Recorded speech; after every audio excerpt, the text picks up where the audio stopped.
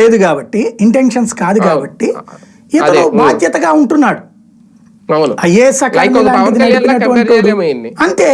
పవన్ కళ్యాణ్ ఎట్లయితే కోరుకుంటున్నాడు genuine governance అనేది కోరుకుంటున్నాడు అతను. ఈ నియోజకవర్గం వరకు ఈయన అలా కోరుకుంటున్నాడు. అంతే కదా. ఇప్పుడు తిరువూరు అనేది మంచి స్పాట్, ఖమ్మంకి కృష్ణా జిల్లాకి బోర్డర్. అది అద్భుతమైన డెవలప్మెంట్ జరగగలిగినటువంటి ఏరియా, ఇండస్ట్రియల్ డెవలప్మెంట్ జరగగలిగిన ఏరియా, అగ్రికల్చర్ డెవలప్మెంట్ జరగగలిగిన ఏరియా.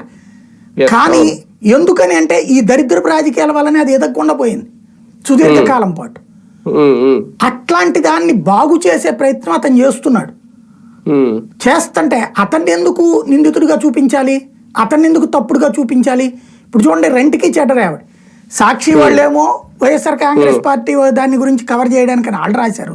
ఈనాడు జ్యోతినేమో అతను తప్పుడు చేస్తుంటే క్రమశిక్షణ చర్యలు చేస్తామని వార్నింగ్ ఇచ్చారు. ఇంతకీ ఇద్దరికి చెడ్డవాడు ఏం తప్పు చేశాడు? అతను ఒక రోడ్డు వేశాడు, సిమెంట్ రోడ్డు. ఇప్పుడు అప్పట్లో అతని పేరేంటి, ఎరపతినేని శ్రీనివాసరావు టైంలో రోడ్డు ఒకటి దానికి అడ్డంగా గోడ కట్టారు అక్కడ. ఎరపతినేని మొన్న వైసీపీ టైం ఎరపతినేని వాళ్ళ బ్యాచ్కి సంబంధించి రానియకుండా గోడ కట్టారని, దాన్ని ఇదిగో చూసారా క్రూరత్వం అని సుదీర్ఘకాలం పాటు సోషల్ మీడియాలో పోస్టులు పెట్టారు తెలుగుదేశం వాళ్ళు.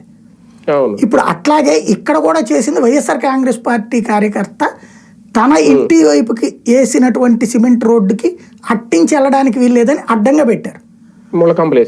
ఇప్పుడు స్వయంగా ఆయన పేరేంటి, పెద్దిరెడ్డి